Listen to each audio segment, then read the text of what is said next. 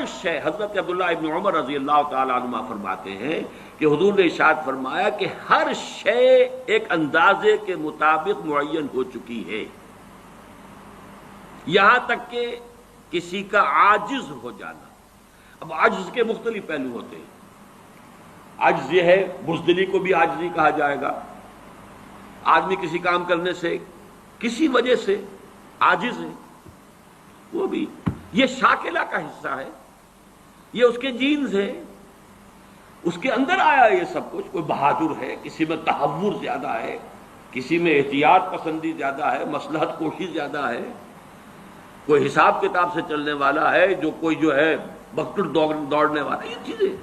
حتی العجز والکیس، کیس کہتے ہیں ذہانت۔ الکیس من دان نفسہ وعمل لما بعد الموت، کیس یہ باب، یہ اصل میں صفت مشبہ بن گیا، کیسن فعیل کے وزن پر، کیسن جس میں ذہانت فطانت بہت ہو۔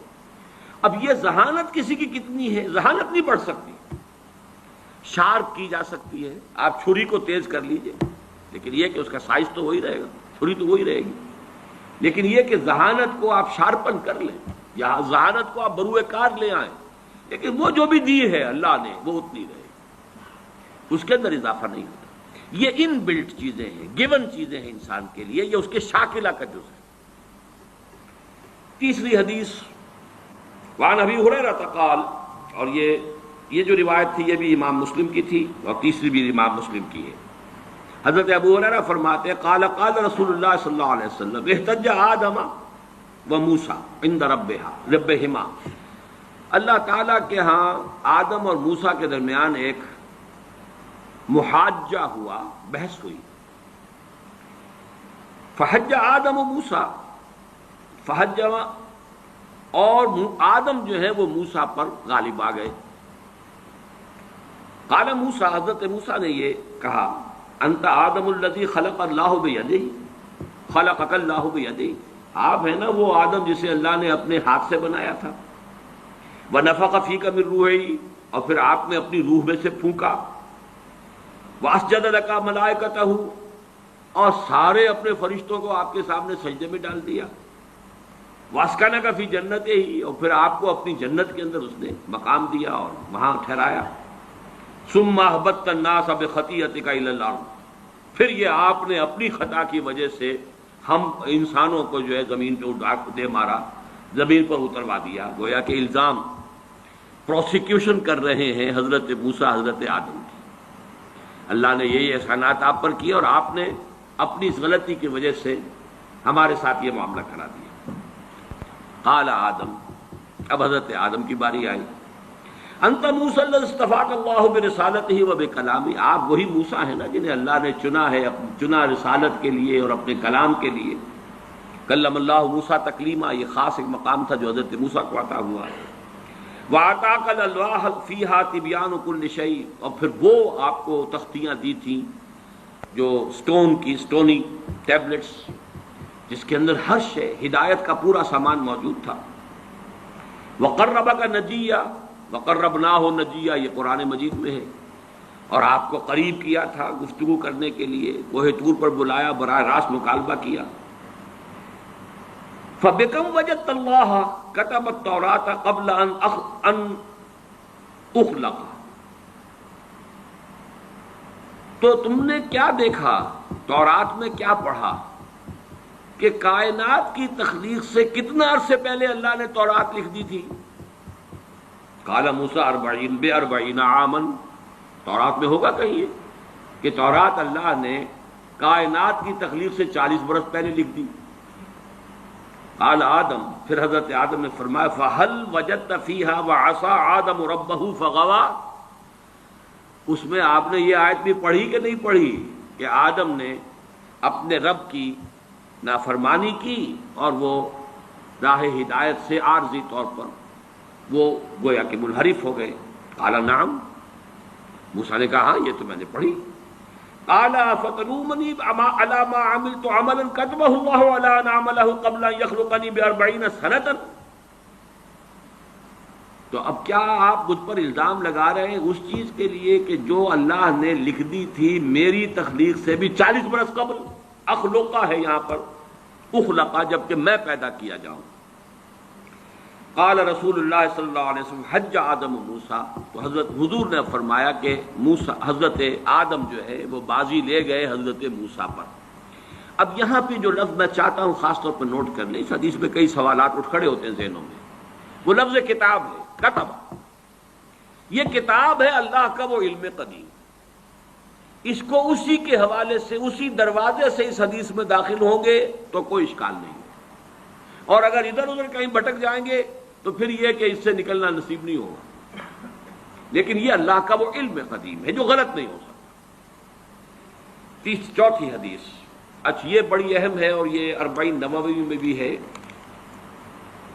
اور اس میں وہ بات واضح ہو جائے گی کہ فطرت کی جڑ کیا ہے اور خلقت کی جڑ کیا ہے۔ وعن ابن مسعود رضی اللہ تعالی عنہ، حضرت عبداللہ ابن مسعود سے مروی ہے، قال حدثنا رسول اللہ صلی اللہ علیہ وسلم وهو صادق المصدوق، وہ فرماتے ہیں کہ ہمیں بتایا اللہ کے رسول صلی اللہ علیہ وسلم نے، اور نوٹ کرو وہ صادق ہیں مصدوق ہیں، صادق ہیں سچے ہیں، مصدوق ہیں کہ ان کی سچائی پر خود اللہ گواہ ہے۔ اچھا یہ کیوں کہنے کی ضرورت پیش آئی؟ کسی عام طور پہ شاید میرے علم میں تو نہیں کہ کسی اور حدیث سے پہلے یہ الفاظ ہوں، اس لیے کہ اس میں جو امور آ رہے ہیں وہ عام ذہن انسانی اس کو ذرا قبول کرنے سے تھوڑا سا ہچکچاتا ہے، رکتا ہے، تو اس لیے ایمفیسائز کیا ہے وَهُوَ الصَّادِقُ الْمَصْدُوقُ۔ وہ کیا بتایا حضور نے؟ اَنَّ خَلْقَ أَحَدِكُمْ يُجْمَعُ فِي بَطْنِ أُمِّهِ 40 يَوْمًا، تم میں سے ہر شخص کی خلقت اس کے ماں کے پیٹ میں 40 دن ہوتی ہے، نطفتن 40 یومن نطفتن، ویکون علقۃ مثل ذلک، اسی طریقے سے پھر وہ علقہ کی صورت میں ہوتی ہے، ثم یکون مضغۃ مثل ذلک، پھر اتنا ہی عرصہ اس کا مضغہ کی ایک سٹیج ہے، ثم یبعث اللہ الیہ ملکا باربع کلمات، پھر اس کو اللہ تعالیٰ اس کے پاس بھیجتا ہے، یعنی یہ 120 دن 4 مہینے، اس کے بعد نفخ روح ہوتی ہے، اور اس نفخ روح کے ساتھ ہی وہ جو علم الہی کی کتاب قدیم ہے اس میں جو اس شخص کا کھاتا ہے پرٹیکولر، اس کا پرسنل لیجر جو ہے، وہ اس کی پوری کاپی جو ہے وہ وہاں پر درج کر دی جاتی ہے۔ تو اللہ تعالیٰ بھیجتا ہے، یا یہیں سے بعض فقہا نے یہ مسئلہ نکالا ہے کہ 120 دن تک 4 مہینے تک جو جنین ہوتا ہے رحم مادر میں، اس پر انسان کا اطلاق نہیں ہو سکتا، وہ حیوان انسان تو ہے صرف، ابھی انسان نہیں ہے، انسان اس وقت مکمل ہوگا جب روح پھونکی جائے گی، اور وہ 120 دن کے بعد ہے۔ ثم یبعث اللہ الیہ ملکا، پھر اللہ تعالیٰ بھیجتا ہے اس کی جانب ایک فرشتے کو، باربع کلمات، 4 باتوں کے ساتھ، فیکتب لہ، اب یہاں پہ کتاب کے لفظ کو پھر نوٹ کر دیجئے، میں سمجھتا ہوں بڑا مناسب لفظ زبان پر آ گیا کہ وہ جو ایک بڑا وہ سپریم کمپیوٹر ہے، اس میں جو بھی کھاتا ہے پرسنل اس شخص کا، اس انڈیویجول کا، جو فلاں تاریخ کو فلاں جگہ پر وہ 120 دن کا جنین بن جائے گا، اس کا کھاتا وہاں سے لا کر منتقل کر دیا جاتا ہے، اور یہ ہمارے وجود میں پیوست کر دیا جاتا ہے۔ یہ بھی نوٹ کریں، یہ سورہ بنی اسرائیل میں ہے، سورہ بنی اسرائیل میں جہاں شاکلہ کا لفظ آیا آخر میں جا کر، شروع میں یہ بھی ہے کہ ہر شخص کا وہ جو نامہ اعمال ہے وہ اس کی گردن میں کہیں کوئی جگہ ہے، کوئی مائکروسکوپی بھی کوئی الٹرا مائکروسکوپک ہوگی کہ جس کے اندر وہ فی عنقہ ونخرج لہ یوم القیامۃ کتابا یلقاہ منشورا وکل انسان الزمناہ طائرہ فی عنقہ وَنُخْرِجُ لَهُ يَوْمَ الْقِيَامَةِ كِتَابًا يَلْقَاهُ مَنشُورًا۔ تو یہ کہیں وہ ہے کھاتا، جیسے کہ دل میں روح ہے جسے ہم نہیں جانتے، وہ ہمارے ڈسیکشن میں، ہمارے مطالعے میں، ہمارے جو حواس مادی ہیں ان کی گرفت میں نہیں آتی ہے، اسی طریقے سے گردن میں کہیں انسان کے کوئی شے ہے کہ جہاں پر کہ وہ ہمارا وہ کھاتا جو ہے اس مکمل کتاب الہی، وہ جو اس کا علم الہی جو قدیم ہے اور قطعی ہے اس سے اس کی پرسنل جو ہے وہ کھاتا وہ آ کے یہاں پہ درج کیا جاتا ہے۔ بِأَرْبَعِ كَلِمَاتٍ فَيَكْتُبُ عَمَلَهُ، یہ بھی لکھ دیتا ہے اس کا عمل کیا ہوگا۔ یہ وہی علم ہے، اللہ کا علم، یہ کیا کرے گا۔ وَأَجَلَهُ، اور اس کی مدت دنیا میں کتنی ہے وہ بھی طے ہو جائے گی، یہاں رہنا کتنا ہے، 60 برس یا 60 دن یا 60 گھنٹے، یہ سب طے ہو جائے گا۔ وَرِزْقَهُ، ملنا اسے کیا ہے، وَشَقِيٌّ اور سعید، یہ بھی کہ بالآخر یہ شقی رہے گا یا سعید رہے گا، شقی بدبخت نتیجے کے اعتبار سے، یا یہ کہ سعید ہوگا صاحب سعادت کامیاب۔ ثم ينفخ فیہ الروح، اچھا نوٹ کیجئے، یہ جو اس کا پرسنل لیجر جو ہے، اس کی کاپی جو اس کے اندر نتھی کر دی گئی ہے، چپکا دی گئی ہے، کہیں انسرٹ کر دی گئی ہے، یہ نفخ روح سے پہلے ہے۔ ثم ينفخ فیہ الروح، وہ فرشتہ اس لیے کہ اس کا سارا تعلق جو ہے اس باڈی سے، اس کی یہ ساری جو بھی شاکلہ ہے وہ اس باڈی سے متعلق ہے۔ روح فطرت ہے، وہ بعد میں آ رہی ہے، وہ تو بعد میں اس کو دی جا رہی ہے، اس کی وہ آزاد شخصیت، آزاد چوائس، وہ اس فطرت کی بنا پر ہے۔ ثم ينفخ فیہ الروح، پھر وہ فرشتہ اس میں روح پھونک دیتا ہے۔ فوالذی لا الہ غیرہ، تو اس اللہ کی قسم، اس ہستی کی قسم جس کے سوا کوئی الہ نہیں۔ ان احدکم لیعمل بعمل اہل الجنۃ حتی ما یکون بینہ وبینہا الا ذراع، تم میں سے کوئی شخص اہل جنت کے سے عمل کرتا رہتا ہے یہاں تک کہ، اب یہاں میں ایک الفاظ کا اضافہ کر رہا ہوں بات کی وضاحت کے لیے، اس کو بریکٹ میں سمجھیے، بظاہر دیکھنے والوں کے نزدیک اس کے اور جنت کے درمیان بس ایک ہاتھ کا فاصلہ رہ جاتا ہے۔ فَيَسْبِقُ عَلَيْهِ الْكِتَابُ، کہ اس پر پھر وہ جو نوشتہ تھا، اس میں تو لکھا تھا شقی، پھر اچانک اس کی زندگی میں انقلاب آتا ہے اور اس کے اوپر وہ نوشتہ جو ہے اللہ کا علم الہی کا جو غلط نہیں ہو سکتا، اس کا ظہور ہوتا ہے۔ فَيَعْمَلُ بِعَمَلِ أَهْلِ النَّارِ فَيَدْخُلُهَا، پھر وہ جہنمیوں کے سے کام کرنے شروع کر دیتا ہے اور اس میں داخل ہو جاتا ہے۔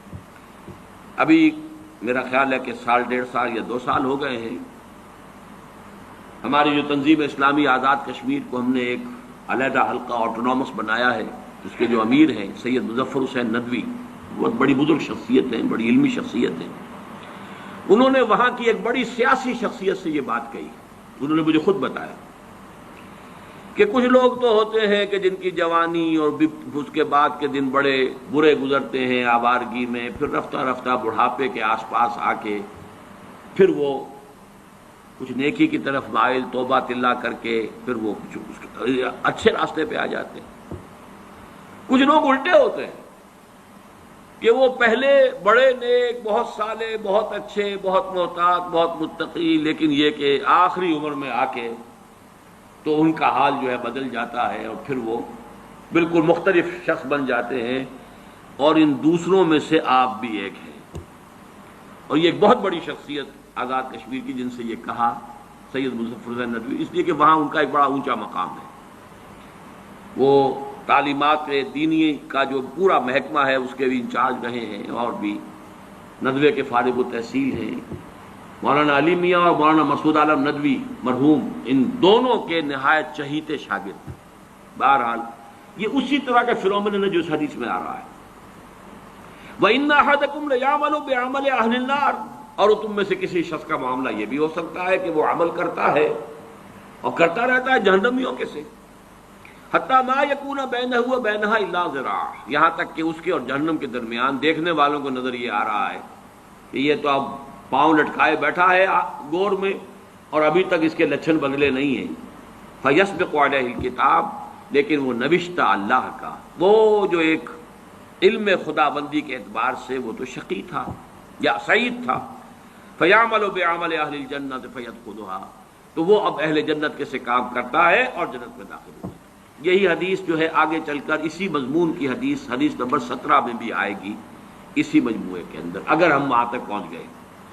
اب یہ حدیث جو ہے اس اعتبار سے متفق علیہ، پہلی حدیث آئی ہے متفق علیہ اس باب میں، پہلی 3 حدیثیں جو ہیں وہ 3 پڑھی ہیں، کتنی پڑھی ہم نے پہلے؟ 1 2 3، یہ چوتھی حدیث ہے اور یہ ہے متفق علیہ. باقی 3 کی 3 صرف صحیح مسلم کی تھی اور بڑی عظیم حدیث ہے، بہت عظیم حدیث. ایک تو فطرت اور جبلت یہاں واضح ہو گئی. ایک سرشتے خلقت ہے انسان کی، ایک فطرت ہے.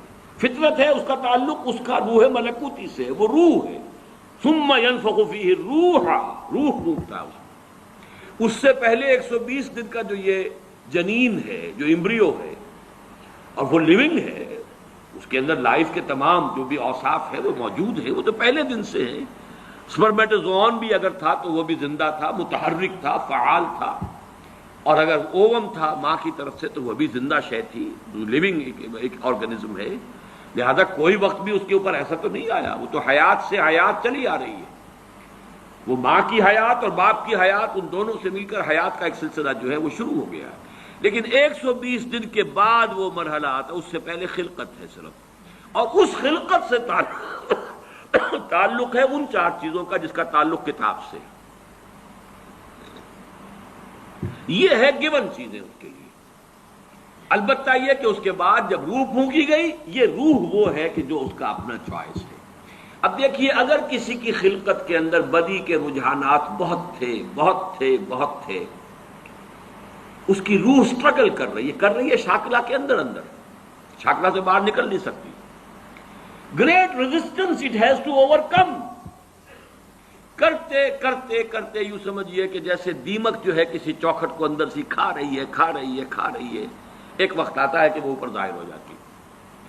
تو اس کے اندر جو ہے خلقت میں اگر نیکی کا رجحان زیادہ تھا لیکن اس کی اپنی چوائس بدی کی ہے، تو اسے سٹرگل کرنی پڑی ہے اپنی نیکی کو دبانے میں.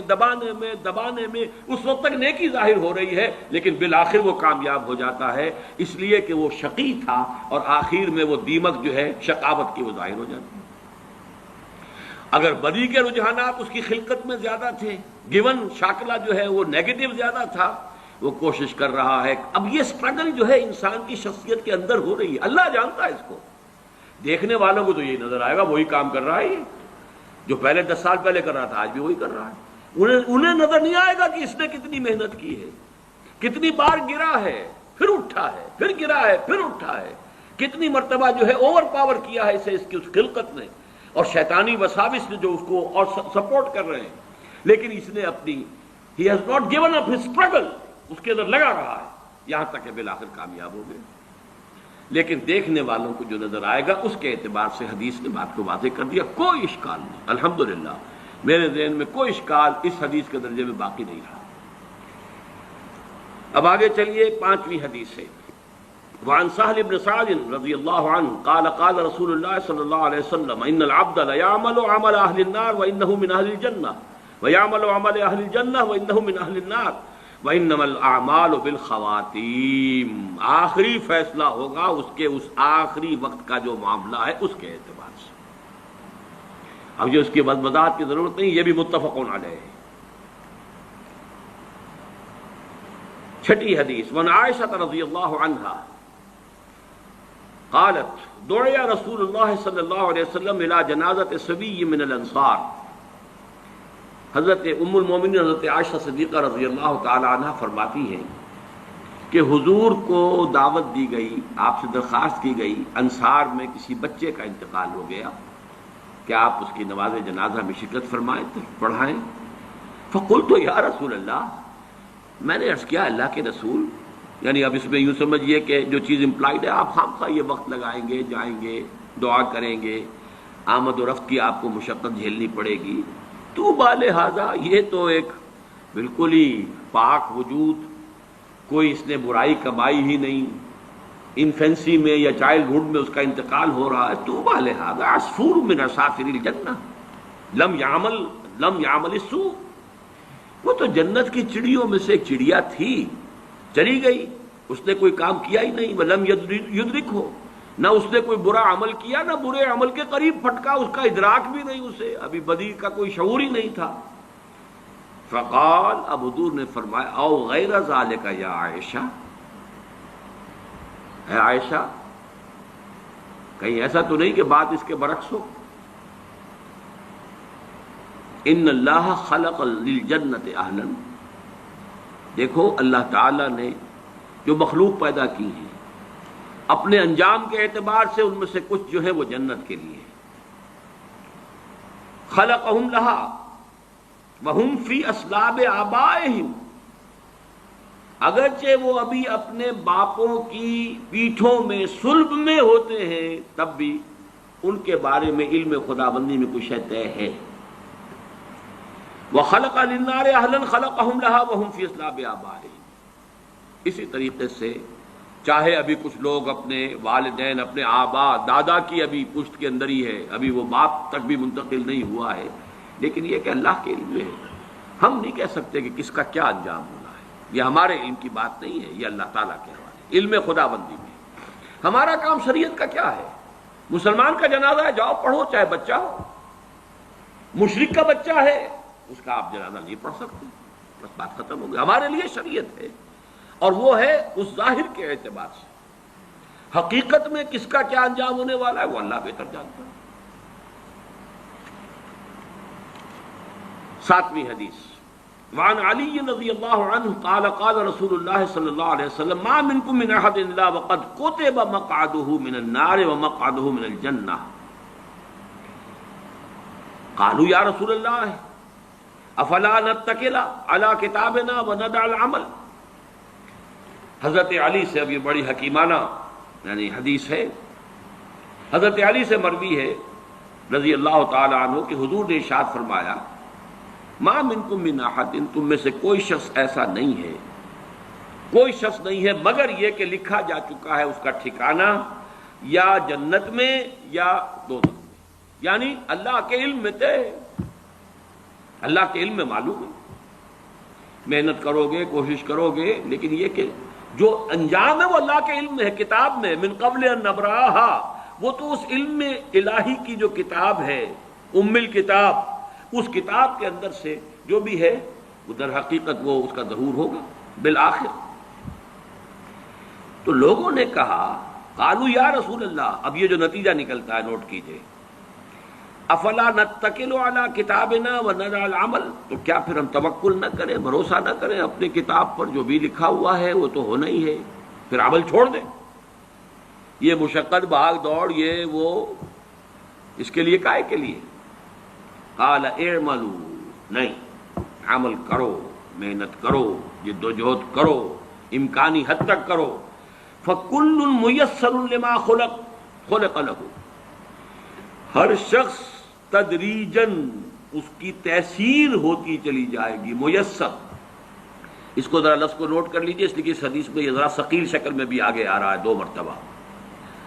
یسر کہتے ہیں آسانی کو، عسر کہتے ہیں تنگی کو، فلم عسر والیسر، جن حضرات نے بیعت کی ہے تنظیم اسلامی میں شامل ہوتے ہوئے وہ ان الفاظ سے خوب واقف ہیں، فی العسر والیسر، اطاعت کریں گے عسر میں بھی یسر میں بھی۔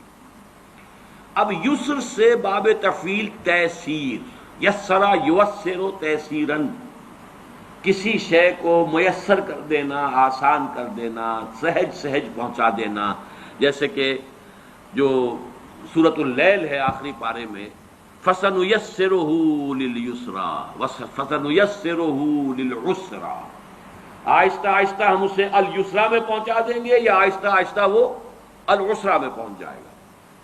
تو کل میسر لما خلق له، ہر ایک جو بھی اس کتاب کے اندر درج ہے اس کے مطابق اس کی تیسیر اور توفیق ہو جائے گی۔ اما من کان من اہل السعادۃ فسیسر لعمل السعادہ، تو جس کا اللہ تعالیٰ کے اس علم میں سعادت کا ہے انجام، وہ سعادت کے لیے آسان کیا جائے گا، اس کے لیے سعادت اور نیکی کے راستے کھول دیے جائیں گے، کھلتے چلے جائیں گے۔ وَأَمَّا مَنْ كَانَ مِنْ أَهْلِ الشَّقَاوَةِ شَقِيٌّ وَسَعِيدٌ، یہ ہم اس حدیث میں پڑھ چکے ہیں متفق علیہ میں، یہ بھی لکھ دیا جاتا ہے۔ تو فرمایا فَسَيُيَسَّرُ لِعَمَلِ الشَّقَاوَةِ ثم قرأ فأما من أعطى واتقى وصدق بالحسنى فسنيسره لليسرى۔